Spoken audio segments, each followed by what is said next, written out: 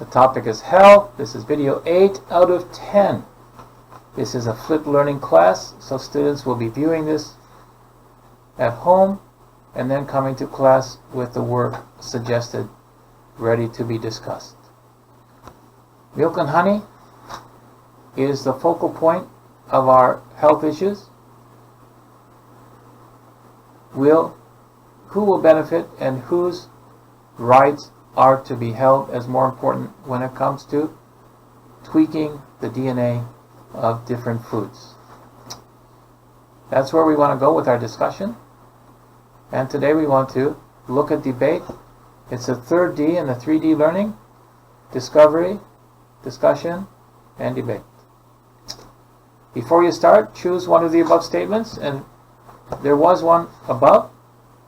Last video you had 3 statements and you made your own.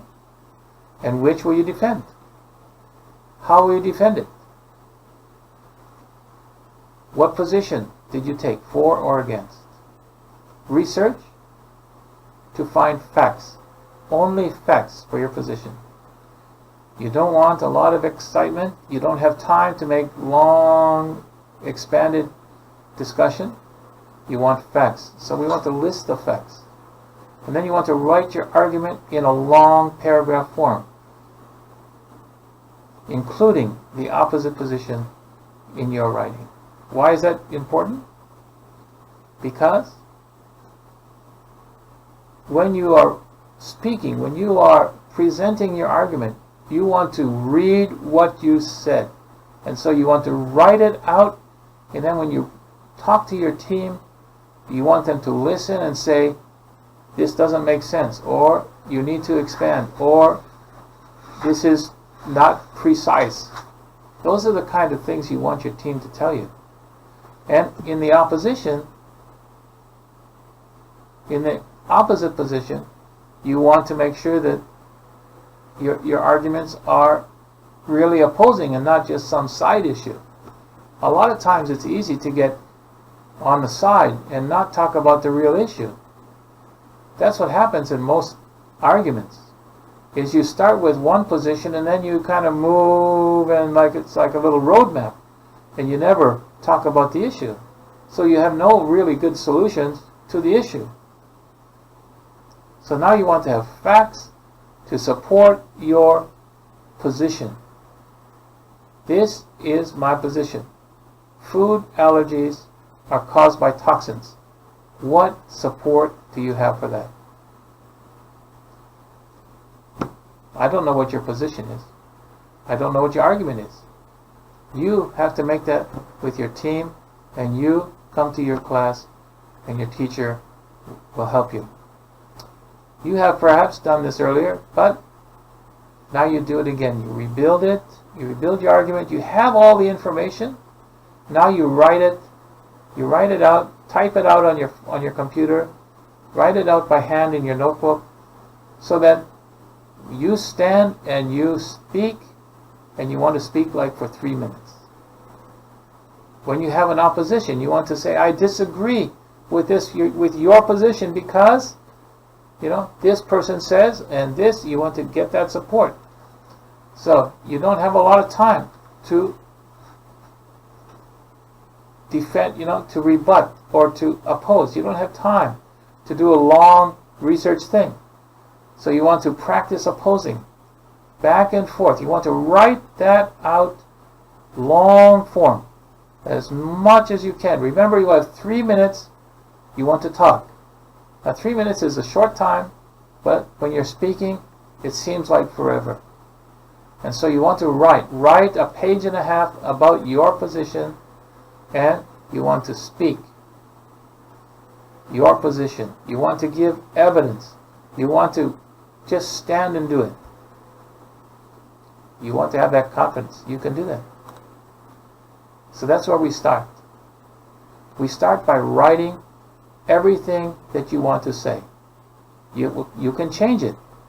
You can throw it out and do it again. But write it out so you can see what you need to fix, and your team will help you. Write both sides of the argument. If you don't write both sides, then you will fail in your debate. You need to understand the other side. How are they thinking? What vocabulary are they going to use? So you're familiar with it. You need to write how they will do it. What research are they going to use? So as a team, you need to write both sides of the argument. You need to practice the 1 minute and the 3 minutes. You have to start writing that and how you're going to do it. We're getting close. So speak as you write. If you are doing it as a discussion, you have 5 people and everybody is inputting, have one person writing, or what I suggest is going around in a circle. The one writer should have already, because you should do that last week, write it out as much as possible, speaking it, giving it to the next person, and they write the opposing side and their argument. So they should have already their ideas, and they should start speaking it and writing it. And then go to the next person, and the next person, and the next person, till everybody is done, and then everything is on paper. It's going to be a long paper, don't get me wrong. It will take you some time. If everybody spends 1 hour writing and 1 opposition, when you get together next class, you can already be prepared and your teacher can help you get it organized. Everything has to be organized and fit together. Everything has to be understood. And if you're going to be vague and not precise, it should be challenged. That's why practice speaking your ideas. This is video 8, and you should have already your confidence and your ideas in your notebook because you've been writing everything down. Oh, you didn't do that? You should have. Okay? Share, write everything down. This is the end of the discovery and discussion section. And from this point, you will need to review the story, search the internet, continue to add more to support your argument. There's never too much information. But you have to look at your information and say, what is most important for my argument? And the extra information you want to know, because your opposition will maybe use that, and you have to know that information. Even if you don't use it, you should have it and understand it. For each story research, make a reference. Now this is pretty easy. Let's see if I can get my MS Word here. So in your MS Word, you have something called reference, and you will find it right there. It's in blue. You can see it. And if you click here, it's going to show you all kinds of things. This is the kind of references you want. Okay? You have Chicago and try APA. That's really good. You can have a bibliography. Okay? And this is how it looks. And you can have references. Okay? At this point, just choose one. And as you do things, it will add information. Then you can organize it. And it's really good. You can put them as endnotes and footnotes. You can choose them over here. So that's what you want to do. Using the reference tab on the top ribbon, just like I showed.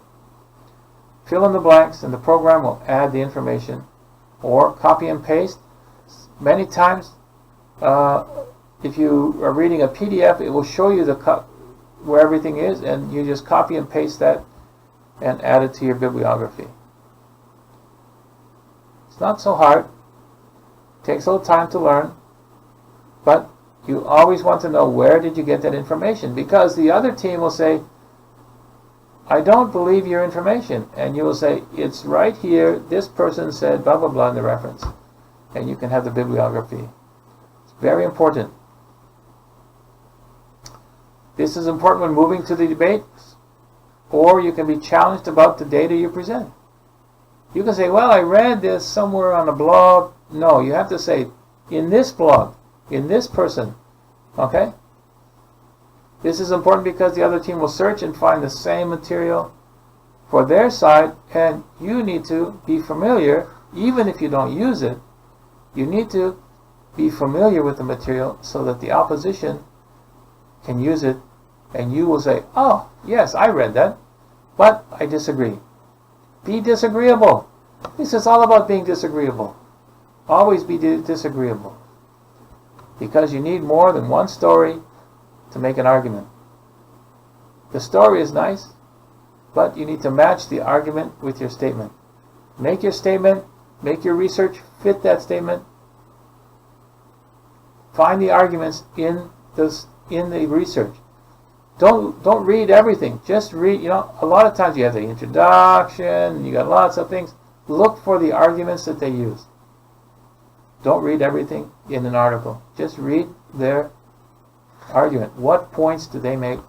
And you can copy and paste, but you should research. Keep where you got the information.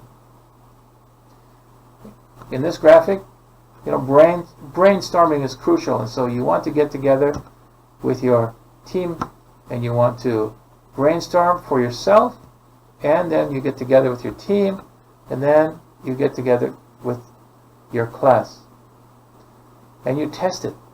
Always challenge your teammates. When you're organizing your idea, test your information. Test it. Find the opposition. Don't agree.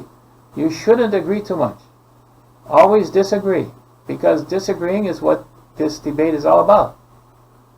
And if your group is large, make them smaller, give them specific tasks, use 5 paragraphs, not 10, and then when you get together, put these together so that you can build and oppose. 5 paragraphs, just like mentioned. 5 paragraphs. Write a paragraph. Only 5. You have 5 points. Write a paragraph. Your first paragraph there. And it should be on the topic. Okay? Now you can change the topic if you want. I put food allergies because that was a topic I had chosen before. So paragraph 1, paragraph 2, that's your key focal point. Just like your statement. Now you have this. Now make your statement that has all 5 pieces. It's like an opening statement. Put all your 5 pieces there. What are you going to defend? How are you going to defend it? This week, you have determined core issues for your arguments, and you want to stay focused. You've added more information to communicate your arguments through rebuttals. And you've begun to practice thinking for the debate. You put that little graphic in there, and now you are challenging. Don't be agreeable. Be disagreeable. That's how you get better. Do you feel ready? Well, we're getting closer. We'll see you in video 9.